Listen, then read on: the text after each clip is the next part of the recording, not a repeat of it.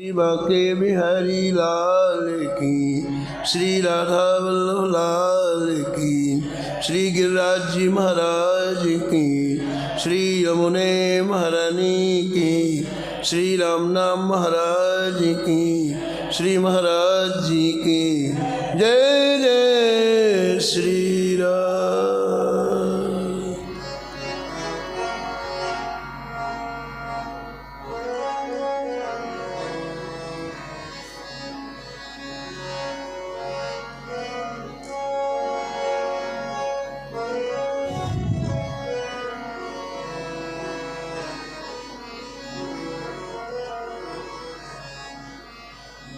कलि कुटिल जीव निस्तार हित, श्री वाल्मीक तुलसी भयो।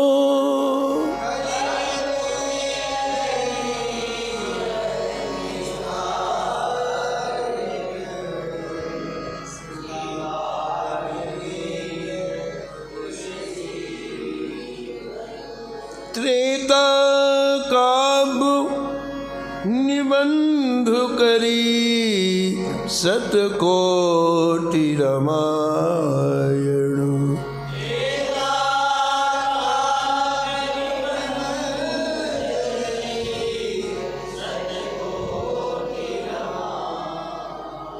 एक अक्षर उद्धरे ब्रह्म हत्याधिपरायण।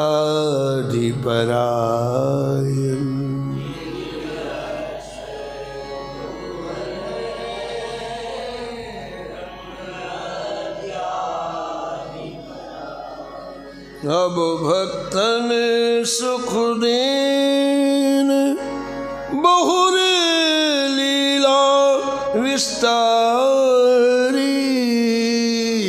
अब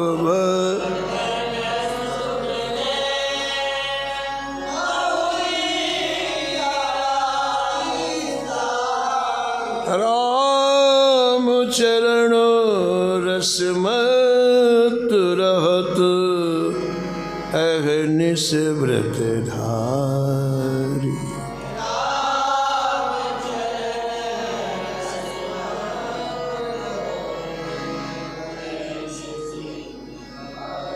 संसार अपार के पार को, संसार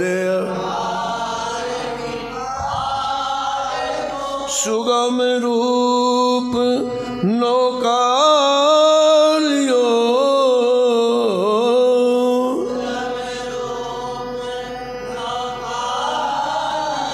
कलि कुटिल जीव निस्तार हित,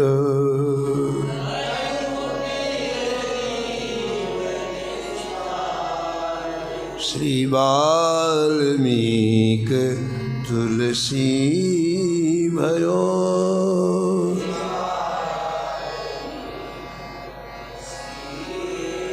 श्री वाल्मीक तुलसी भयो।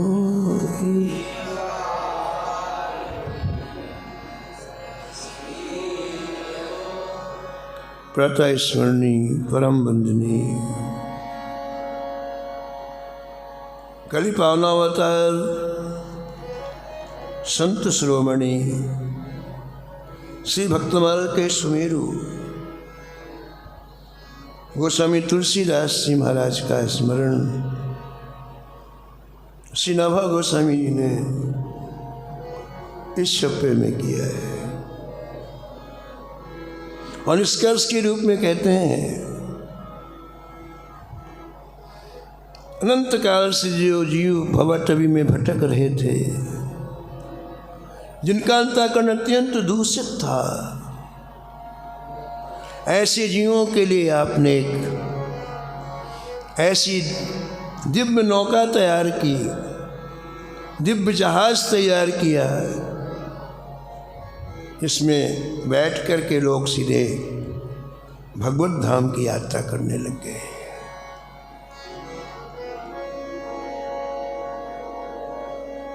थी धन्य सुहागिन वो माता थी धन्य, भारत को तुलसीदास दिया,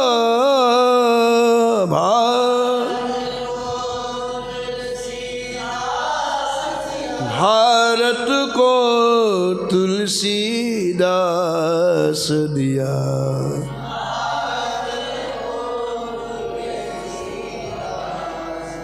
तुलसीदास दिया, तुलसीदास।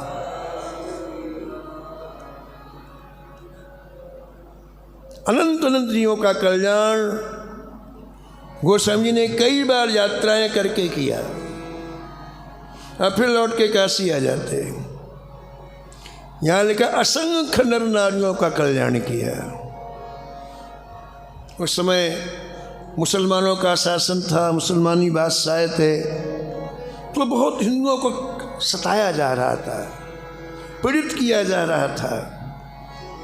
ऐसे समय में गोस्वामी जी जहाँ भी जाते हिंदुओं का हृदय कमल खिल जाता है। आपकी अद्भुत कीर्ति कुछ लोगों से सहन नहीं हुई। बंगाल प्रांत के नवद्वीप के एक आंसू कवि जो सभी शास्त्रों में निष्णात थे, इनका नाम रविदत्त था, उन काशी में निवास करते थे। तो तुलसीदास जी की इतनी ज़्यादा कीर्ति,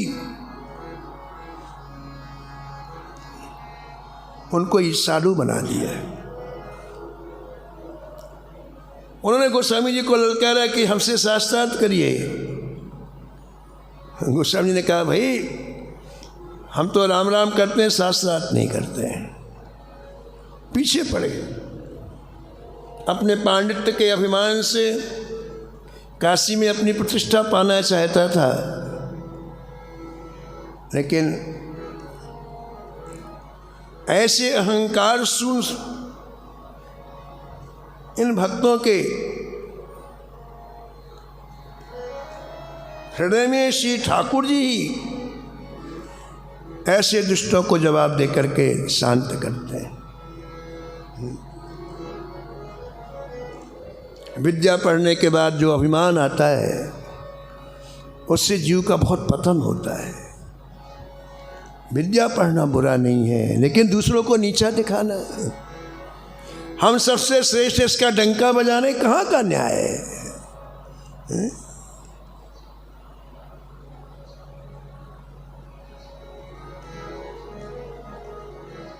सीधे साधे संत अपना भजन करते और ये पीछे पड़ जाते हैं महाराज। ऐसी कई कथाएं भक्तमाल में।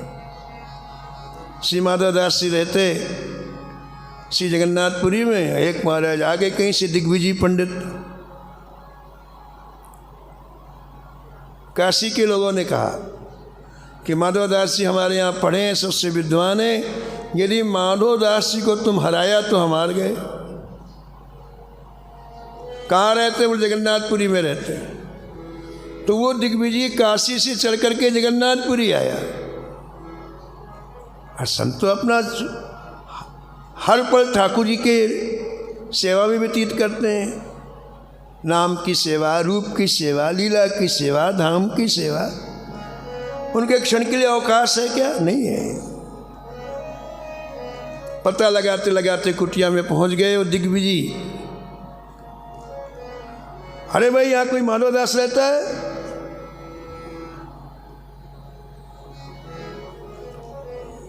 नाम सुनकर के माधवदास जी बाहर, तुम्हारा नाम? बोला, करो उनसे शास्त्रार्थ। माधवदास जी घबराए, कहाँ की आफत आ गई। किसी भी व्यक्ति को नीचा कोई ना कोई तो हारेगा ही, और जो हारेगा उसको कष्ट होगा। कहाँ की आफत आ गई? तो आपने कहा, भैया हम पढ़े लिखे नहीं, हमको कुछ छोटा बड़ा भी नहीं आता है। अरे काशी में सब लोगों ने तुम्हारी प्रशंसा की है। बोले हमें पता नहीं है, लेकिन हम कुछ पढ़े लिखे नहीं, तो हम शास्त्रार्थ करना क्या जाने। संत युक्ति से निकल जाते हैं। संतों का युक्ति नहीं तो आदमी तो फंस जाए संसार में। युक्ति के द्वारा अपना समय बचाते हैं भजन करने के लिए। संसार में हर व्यक्ति आपके समय को लूटने वाला है। समय रूपी अमूल्य पूंजी की जो कीमत नहीं समझता है उसे बाद में पछताना पड़ता है। तो युक्ति से बोले हम तो पढ़े लिखे हैं, ठीक है, तो आप लिख के दो कि श्री श्री 1008 श्री दिग्विजय पंडित जीते और माधवदास सारा। बोले हम लिखने नहीं आता हमारा। तो ठीक है, हम लिख के देते हैं, उसमें अंगूठा लगाओ।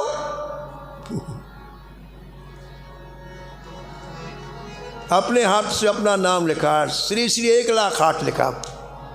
श्री दिग्विजय पंडित जी महाराज ने आज जगन्नाथपुरी में माधवदास को हराया, श्री भी नहीं लगाया। बड़े अहंकारी लोग दूसरों को सम्मान देना नहीं जानते। बोले बनाओ दस्तखत। अब माधवदास जी ने कलम पकड़ी, माँ यहाँ बनाया, धा वहाँ वहाँ, इतना बड़ा दस्तखत बनाया, माधवदास बनाई। इतना खुश हुआ कि बिना कुछ किए ही देखो काशी में मैं सर्वमान माना जाऊंगा। उन्हें कहा था माधवदास को हरा के आओगे तो हम काशी में जीत गए। काशी विद्या की नगरी। फूल गया महाराज, आया काशी में, बहुत बड़ी सभा की, पैसा खर्च करके, क्योंकि उसका सम्मान करो भाई। अब खुद ने पैसा किया, सारे विद्वानों को बुलाया, जनता को बुलाया। काशी वासियों ने पूछा भाई किस बात की सभा है? बोले हम आज जिसे तुम महाविद्वान कहते थे उस मूर्खानंद को हम हरा के आए। देखो ऐसा कह के महाराज ऐसा कागज निकाला और यूँ करके कहा पढ़ो इसमें क्या लिखा है। ऐसा भगवान ने उस कागज में लिख दिया, श्री श्री 1,08 श्री माधवदास जी महाराज विजय और दिग्विजय हारा। उसके आगे श्री भी नहीं लगाया, दिग्विजय हारा। और सब हंसने लग गए जितने सभा में बैठे थे। बोले पंडित जी दिमाग सही है कि कुछ भांगा पी रखी है, क्या बात करते हो? बोले पढ़ो इसमें क्या लिखा है। तो यूँ किए तो ना, फिर यूँ किया, माथा ठोका। ये क्या हो गया? महाराज सभी सभा खूब उसका मजाक उड़ाया, हंसी की, नीचे मुख हो गया। इतना गुस्सा आया उसको। मैं दोबारा जाता हूँ जगन्नाथपुरी और लिखवाऊंगा नहीं। अब तो जा करके सबसे पहले उसका काला मुख करूँगा, फिर जूतों की माला पहनाऊँगा, फिर गधे में बैठाऊँगा, फिर पूरी जगन्नाथपुरी में घुमाऊँगा, तो सब कोई देख ले कि मैं जीता ये हारा।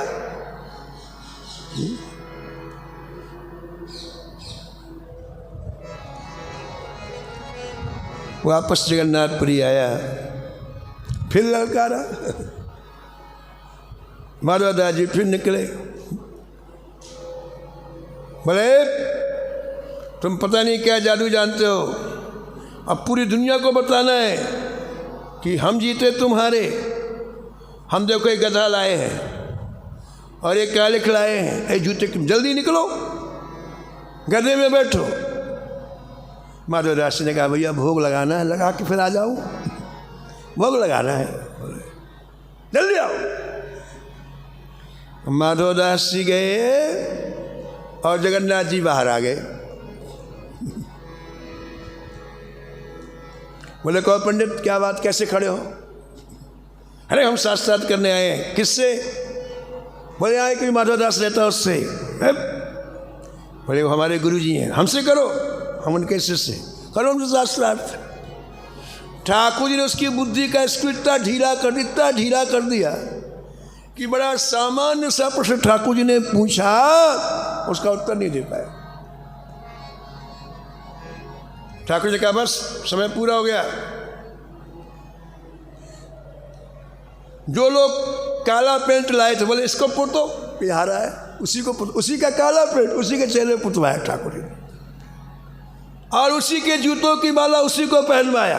बोले गधा लाओ, गधा, और गधा में बैठाया। बोले चलो इसकी यात्रा निकालेंगे।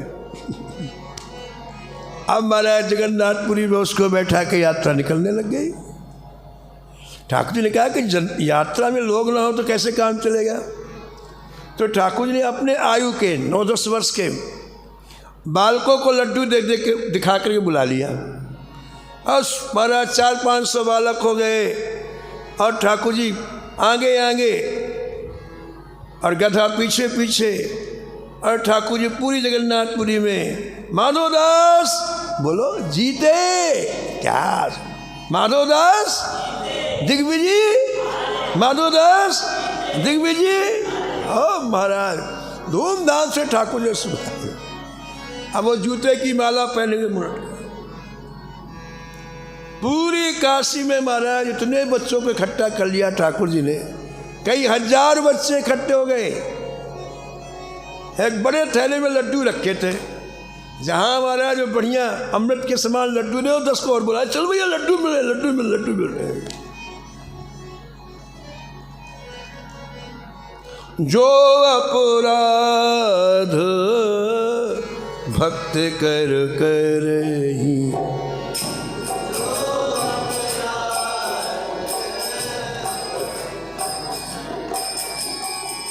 जो अपराध भक्त कर करई, जो अपराध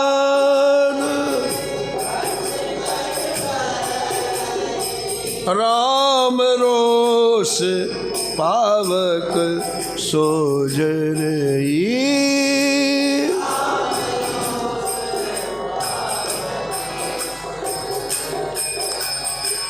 साधु अवज्ञा तुरत भवानी, साधु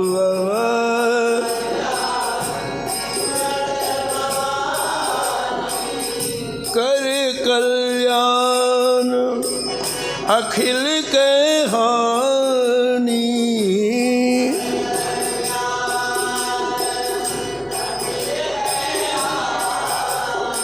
कर कल्याण अखिल के हानि।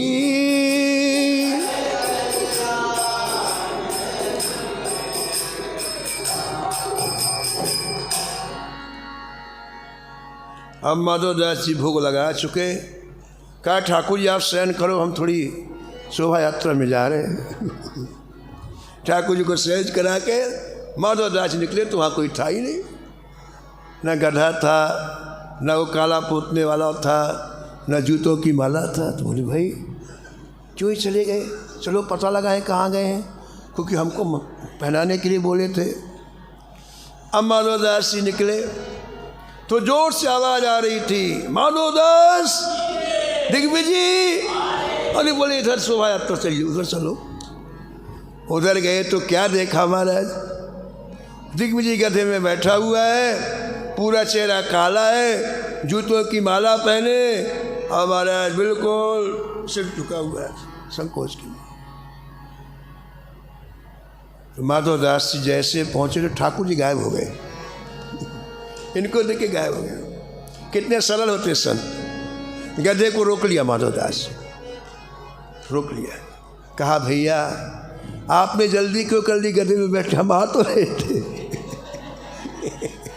हमको बैठना था, तुम इतनी जल्दी क्यों कर गए गधे में बैठने। माधवदास की बात सुन करके दिखे मैं बैठा थोड़ा, बोले बैठाया गया है।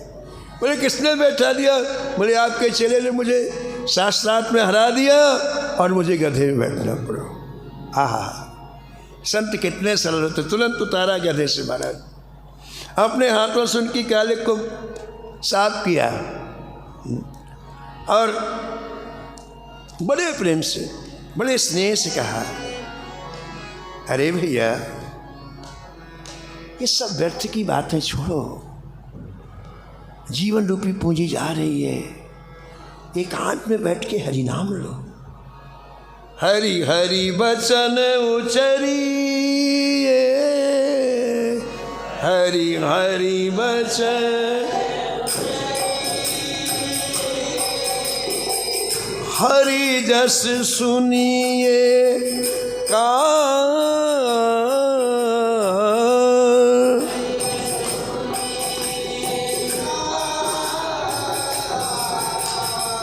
हरि को शीश नवाइए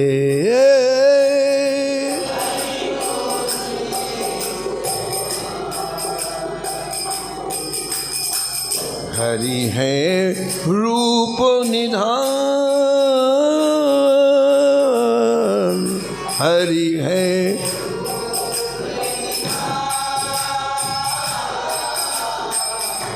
हाथन हरि के कर्म करो हाथन हरि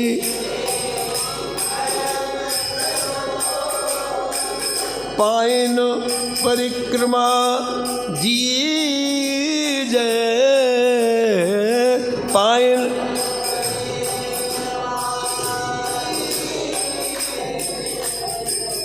नैन निरखो जगन्नाथ को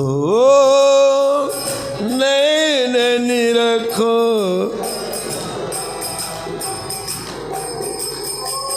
आत्म समर्पण कीजिए आत्म समर्पण कोटि ग्रंथ को यह अर्थ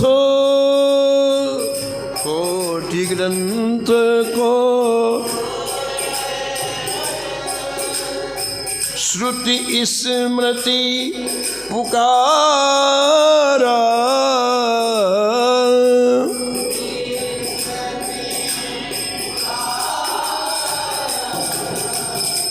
वासुदेव की भक्ति बिना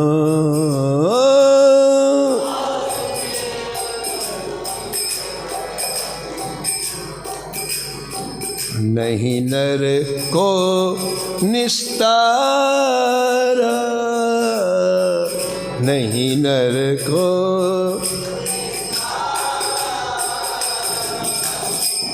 नहीं नर को निस्तारा जय जय नहीं नर को। अरे भैया जगन्नाथ जी का दर्शन करो और अभी चल के अपना पूरी जीवन की पोर्टून के चरणों में समर्पण कर दो।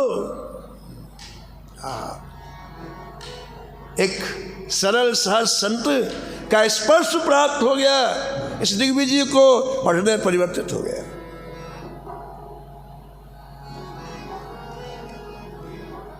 कपट भजन नहीं करने देता है।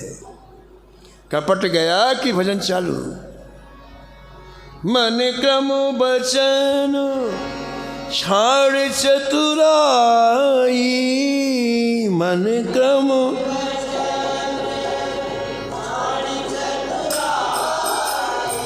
भजत कृपा करी है रघुराई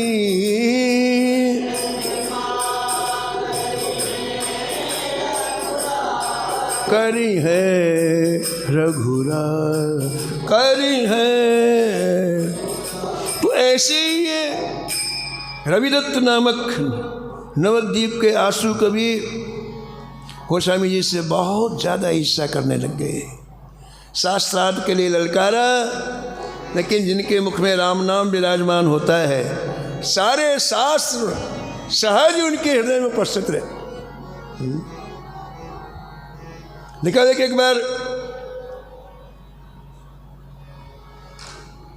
दिल्ली से बादशाह ने कबीर जी के पास एक संदेशा भेजा। बोले मैं बादशाह पद पर हूँ तो मुझे बड़े निर्णय देने पड़ते हैं, न्यायाधीश का भी काम करना पड़ता है। तो मुझे इस्लाम के बारे में तो पता है लेकिन अन्य धर्मों के बारे में पता नहीं। और जब पता नहीं होगा तो मैं निर्णय कैसे दूंगा। मेरे यहाँ कई तरह के केस आते हैं, हर धर्म के केस आते हैं निर्णय देने के लिए।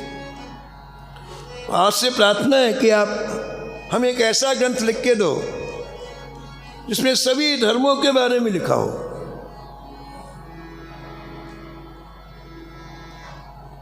कबीर जी के बारे में उसे पता था कि बहुत पहुंचे हुए फकीर हैं, तो उसने अपने मंत्रियों के द्वारा ये संदेशा भेजा। काशी में लोग गए, कबीर जी से प्रार्थना की कि बादशाह ने आपके चरणों में निवेदन किया, महाराज एक ऐसा ग्रंथ लिखो आप इसमें सारे शास्त्रों की बात और सारे धर्मों की बात हो। कबीर जी मस्ती में तो बोला लिख देंगे, लेकिन 100 गाड़ी कागज भेजो। कितना? 100 गाड़ी। अभी तो ग्रंथ इतने सब धर्मों के बारे में लिखना। बोले ठीक है। अब महाराज बादशाह के यहाँ कोई कभी गाड़ियों के ऊपर गाड़ियाँ आने लग गई, गंगा के किनारे लाइन लग गई गाड़ियों की महाराज। अब बड़े बड़े कागज के बंडल महाराज रिम।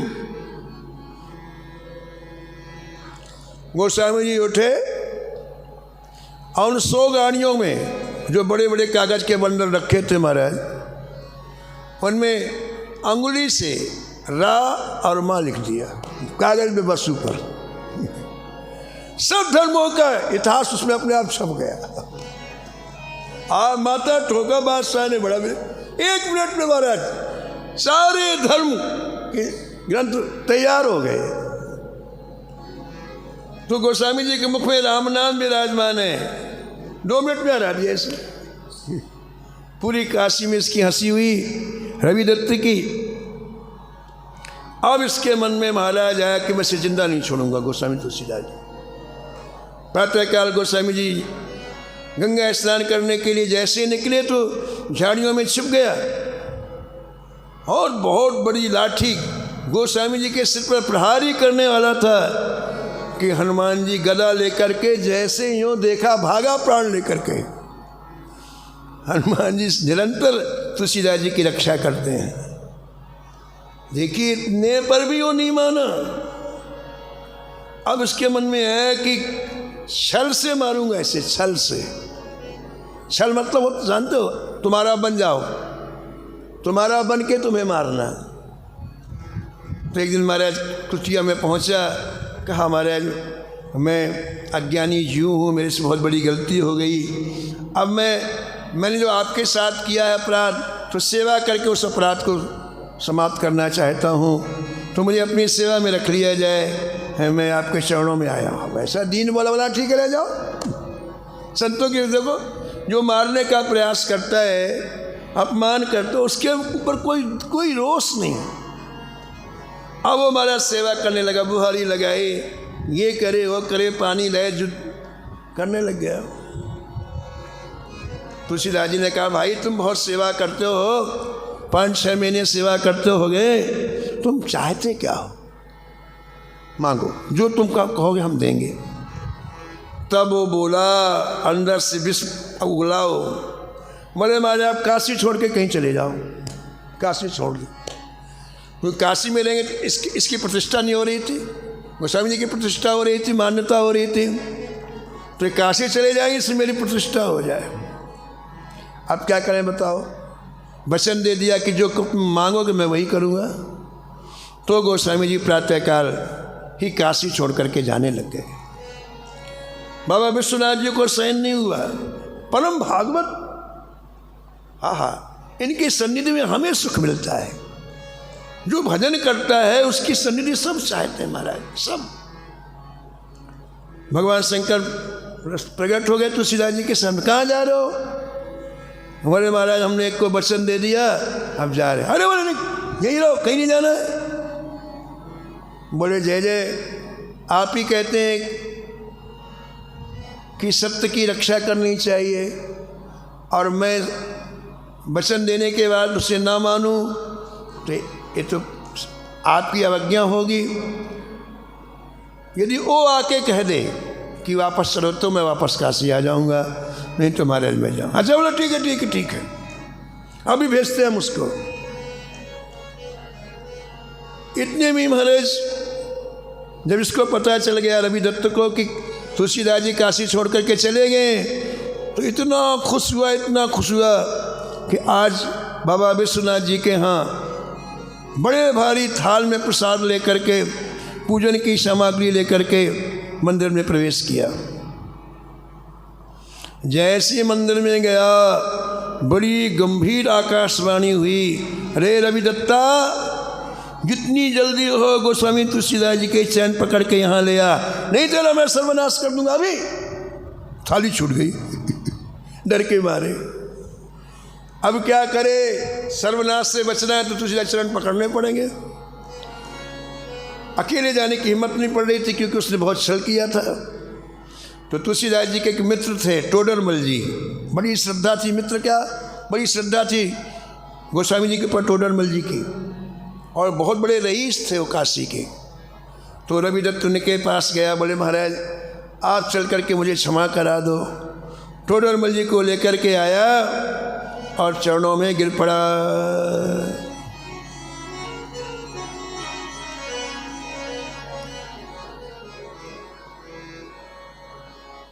संतों को देखो कैसा होता है, क्षमा कर दिया उसे।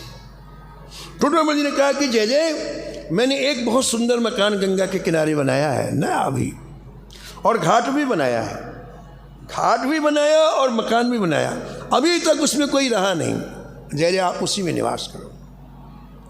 उसी घाट लगा हुए मकान से घाट है गंगा जी स्नान करने के लिए, तो उसी मकान में रह करके आप अपना भजन पूजन करें, ये मेरी आपके चरणों में विनम्र प्रार्थना है। टोडरमल बहुत श्रद्धा थी गोस्वामी तुलसीदास जी, उनकी बात को टाल नहीं सके, और 80 घाट पर महाराज वहाँ निवास। अभी भी तुलसीदास जी का वहाँ सुंदर विग्रह विराजमान है काशी में 80 घाट पर अभी भी। और महाराज जो घाट भी बना, बड़ी वो अलग ही स्थल दिखाई पड़ता है। तो वहाँ जा कर के आप निवास करने लग गए और पुनः श्री ठाकुर जी का भजन और संकीर्तन करने लग गए। आपकी इतनी महिमा देख करके कलयुग को सहन नहीं हुआ। ये बाबा तो हमारा युग ही समाप्त कर देगा। जहाँ देखो हरि नाम हो रहा है, जहाँ देखो रामायण हो रही है, जो देखो भजन कर रहा है, और हमारे युग में ये सब वर्जित है।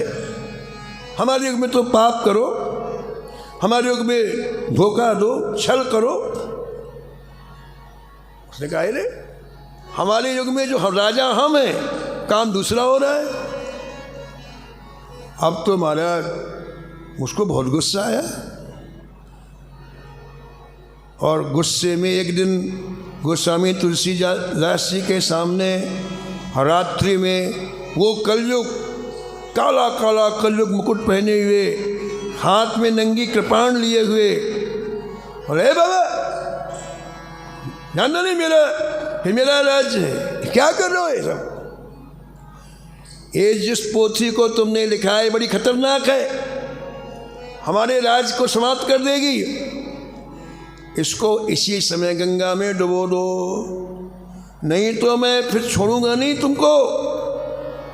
मेरा नाम कलयुग है, कलयुग। बहुत हल्ला किया महाराज, बहुत धमकाया गोस्वामी तुलसीदास जी को। अब महाराज धमका के कलयुग तो चला गया। गोस्वामी ने कहा कहाँ की आफत आ गई। आज जब भी आफत आती तो तुलसीदास जी किसको याद करते? दुर्गम काजू जगत के जेते, दुर्गम काज, दुर्गम काज जगत के जेते, दुर्गम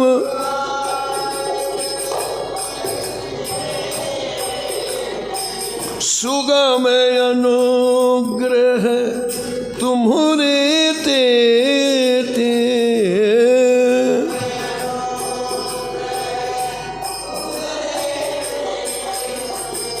जय जय जय हनुमान गोसाई।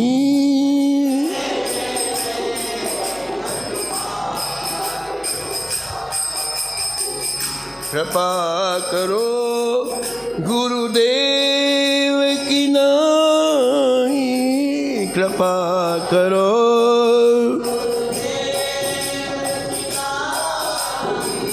जय जय जय हनुमान गोसाई।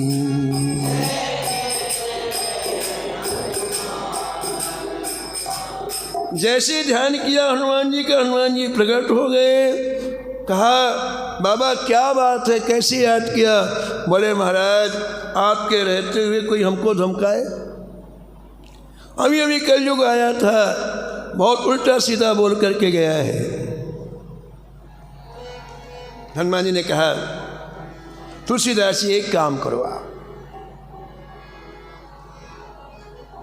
आप अपने हृदय की दैन्यता को पदों के रूप में लिखो।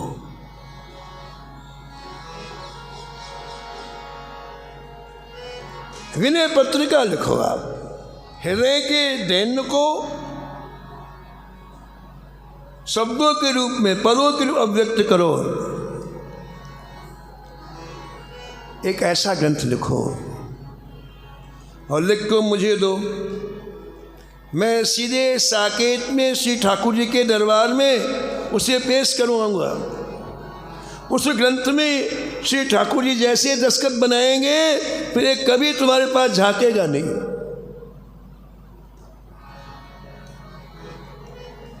ऐसा कह के हनुमान जी अंतर ध्यान हो गए। और फिर महाराज क्या गोस्वामी जी ने विनय पत्रिका लिखी है, अद्भुत।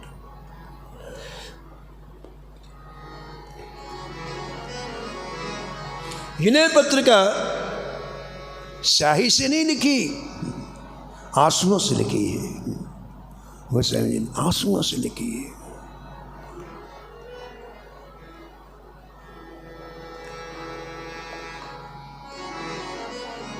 विनय पत्रिका पूरी हुई, दरबार में पेश की गई। अंतिम विनय पत्रिका का ये पद है जो गोस्वामी ने उस दृश्य का वर्णन किया है जब विनय पत्रिका ठाकुर जी के पास जा रही है। मारुति मन रुचि भरत की, मारुति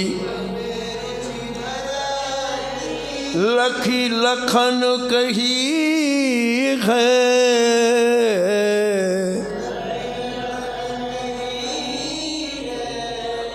कलिकाल हूँ नाथ नाम सो परतीत, कलिकाल नाथ नाम सो परतीत।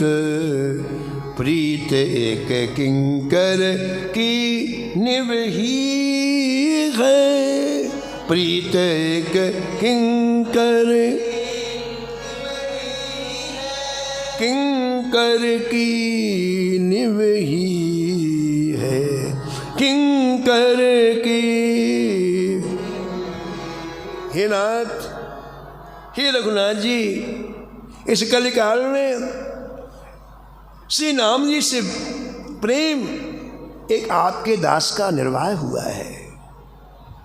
सकल सभा सुन ले उठी,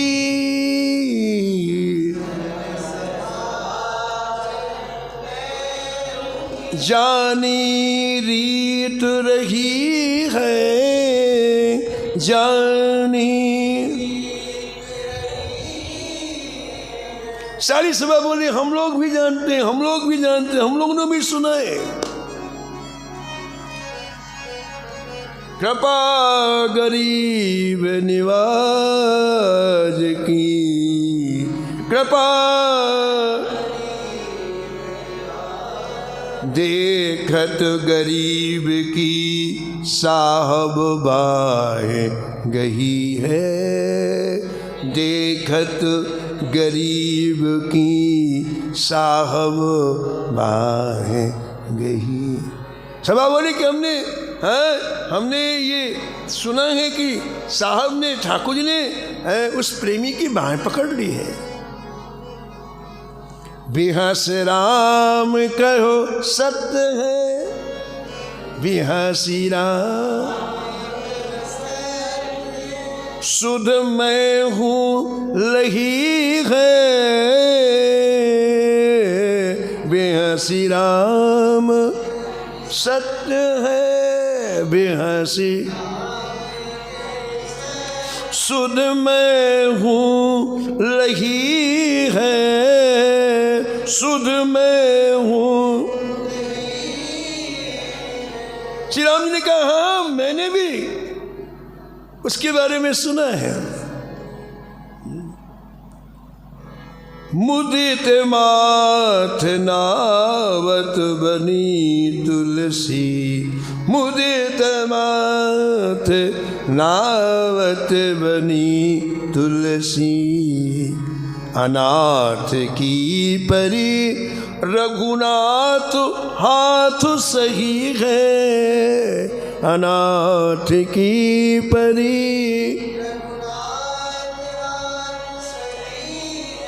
जैसे तुलसीदास जी की विनय पत्रिका श्री हनुमान जी ने सामने रखी, श्री ठाकुर जी ने महाराज स्वर्ण अक्षरों में अपने दस्तखत बनाए, सही माने हस्ताक्षर सिग्नेचर। श्री रघुनाथ जी ने सिग्नेचर बनाए विनय पत्रिका में, और सिग्नेचर बनाते कलयुग की हवा निकल गया। ऐसी ये दिव्य पत्रिका विनय पत्रिका। पूज्य स्वामी श्री राम सुखदास जी महाराज कहते थे कि जैसे चिट्ठी पोस्टमैन बांटता है तो सामान चिट्ठियाँ दरवाजे में डाल देता है, लेकिन रजिस्ट्री दरवाजे में डालता है ना, आवाज़ दे के बुलाएगा, हाथ में देगा, दस्तखत बनवाएगा, है ना। ऐसे ही विनय पत्रिका रजिस्टर्ड लेटर है। पत्रिका माने लेटर, ये रजिस्टर्ड लेटर, ये जो पढ़ेगा वो ठाकुर जी के चरणों में पहुंचेगा ही। रजिस्टर्ड है ना, इसकी ऐसी थोड़ी कहीं फेंक दो। ऐसा सुंदर विनय पत्रिका का ग्रंथ श्री गोस्वामी जी के द्वारा महाराज रचित किया गया है हनुमान जी की आज्ञा से। ऐसे गोस्वामी जी के चरणों में बार बार वंदन करते हुए हम वाणी को ही विराम दें।